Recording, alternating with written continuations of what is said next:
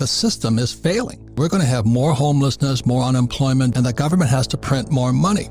It's a command and control economy where the government tells you everything. I just don't trust our government. And they're going to have to start printing pretty quickly. And the more they print, the less value, purchasing power the dollar has, or the loonie, or the yen, or the peso. People are talking about inflation. I think we're in depression right now, and we're going to be the biggest depression in world history. In the 1970s, that's when the world was changing. The biggest bust in the history of the world is coming up. It's pensions. They trusted the government. They trusted their pension would be there, and it's going to go bust. And that's us. We get crushed.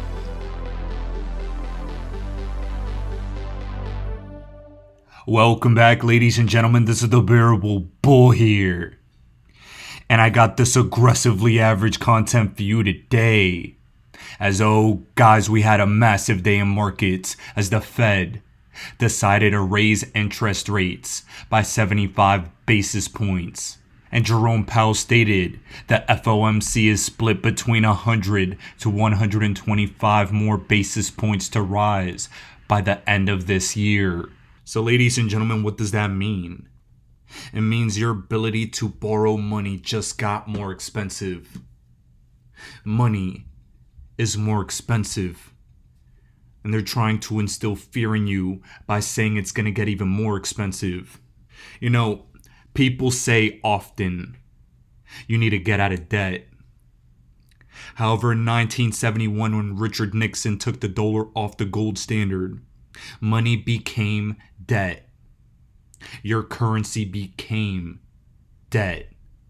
US dollars went from gold back to debt.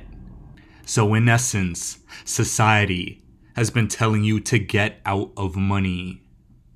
This is what the school system has been teaching people. And this is why I'm educating people every single day, because you need to be the glitch in the matrix that sees through the propaganda that was meant to enslave you.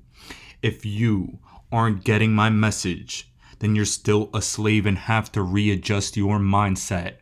Ladies and gentlemen, your ability to borrow debt is now more expensive. Access to money is now more expensive.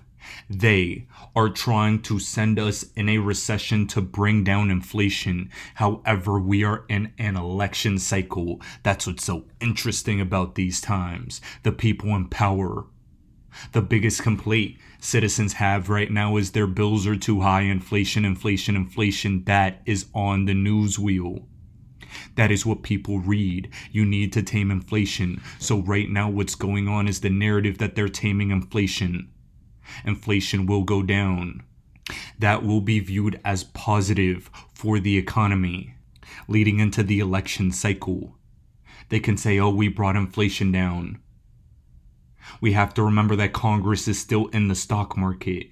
And the reason all these points are so significant is because you can bring inflation down.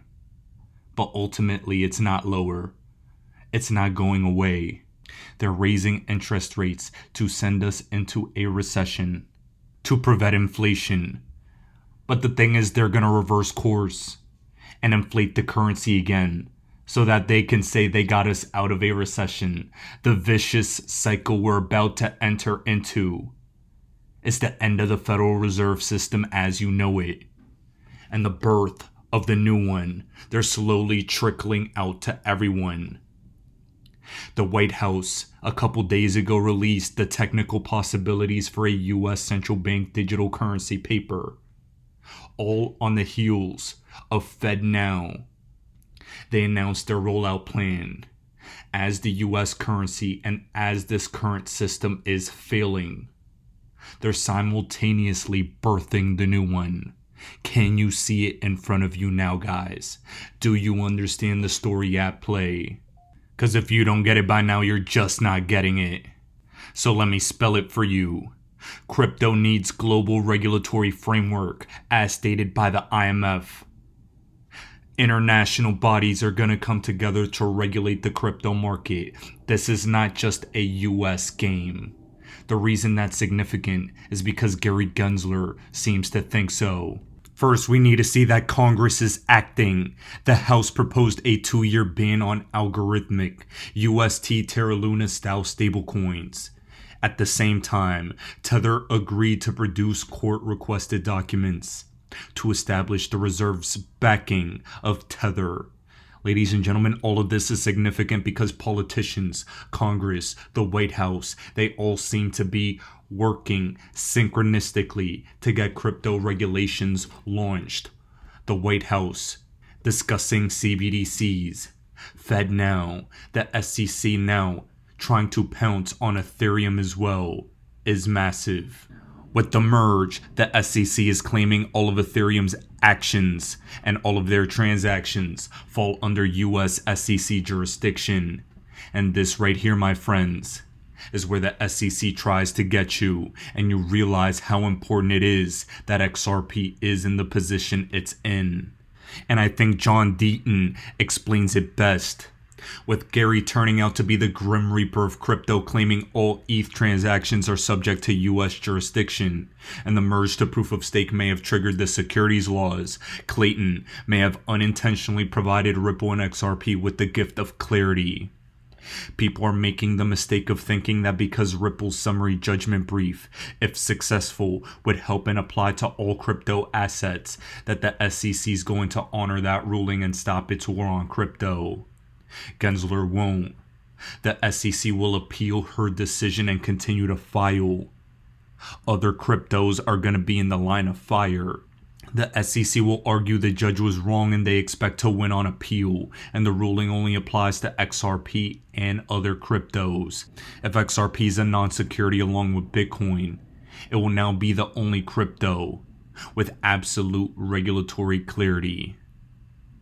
The XRP free pass, because it got sued first, will be very real, and all of you need to be excited about it.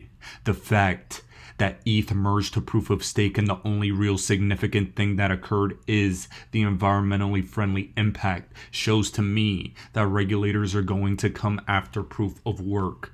There will be ESG policy passed, environmental protection policy passed, anti-proof of work policy passed. Now things may change after midterm elections if Republicans take it. But for right now, this is the agenda, and they are working hard to pass it as we speak. The reason all of this is significant is because XRP checks all the boxes. They are compliant, they are fast, and they are cheap. All of this combined is making it to be the XRP perfect storm. It's moments like this where I think the crypto space can come together. We're all thinking the same thing, and I echo this sentiment. Fuck the SEC. They don't give a damn about your money. They don't give a damn about this space. But as an XRP investor, we're sticking up a massive middle finger at Gary Gensler. Gary Gensler thinks he can destroy crypto and your wealth.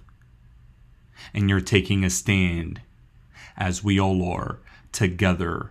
As you all know, over the past couple days, Ripple's sentiment has been increasing. And in this case, it seems like they're getting the advantage. Jungle Inc. had given his take about this month being the most likely month a settlement would happen into November, sometime around this time frame. And in my opinion, after hearing this coming out the mouth of Brad Garlinghouse, I believe Gary Gensler and the SEC are going to try and settle with Ripple to try and maintain as much power in the crypto space as possible. If they come after Ethereum, they come after all of crypto. But I believe they won't have as much power if they try to come after XRP all the way to the end. It's been fun, Gary. It's time to do your job. Now guys, to cap off this video for today, I'm going to play a powerful clip by Brad Garlinghouse, putting the SEC and Gary in his place. They know they can't win, and Brad is peacocking right now. Ladies and gentlemen, this is the Bearable Bull here. Thanks for tuning in, As always, I appreciate every single one of you. Now I'll be back tomorrow with another video. Did you get a sense post-ICO crash in some of your interactions with the SEC that things were starting to trend in the wrong direction? Or up until the day that things went sideways? No, we had a sense. I mean, look, so I remember when I first met with the SEC, the SEC had set up this innovation group run by one of Val Sapanic, and she became kind of the crypto czar. They were purportedly just, hey, we want to understand. We went in to kind of just educate them. Frankly, as I was going around the world, meeting with central bankers around the world, talking to them about here's how Ripple's solution works. Here's the kind of customers we're signing. Here's how we use XRP. Mm-hmm. We are one participant in the XRP ecosystem. And so the first meeting I had, Jay Clayton was there, and not once did anyone say to me in this meeting that, and by the way, again, no lawyers from Ripple were there. It was me and David Schwartz. And there's never even a suggestion that XRP was a security. And I thought it was a very constructive meeting just to talk about how Ripple was using XRP and how the whole kind of crypto landscape, looked.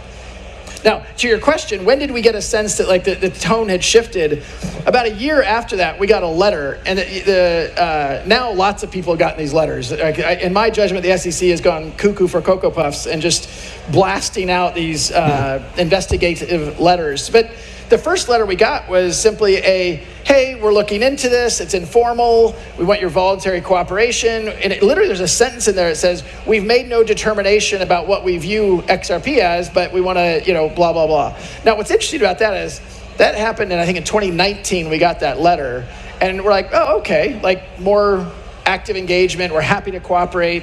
Again, one of the ironies here, and I know you're pacing how we get into the lawsuit, but in that letter, it references there's been no determination made. Yet they sued us and me personally, suggesting that from 2013 to 2020, I should have known the whole time that XRP was a security. My attitude is I was in your office multiple times. Not once did someone tell me that they viewed XRP as a security. So it's a little bit, I think, and the judge involved in the case, and now I'm getting kind of in the deep end here just for a second.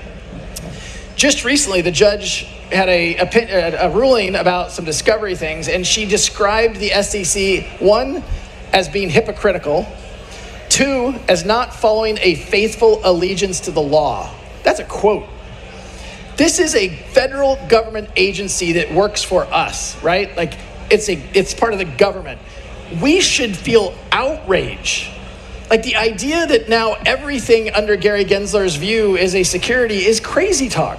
And I think it does go back to, I know I'm ranting for a minute, just give me one more second. Look, I think you have to go back to first principles. I mean, you can rant as long as you want about Gary Gensler.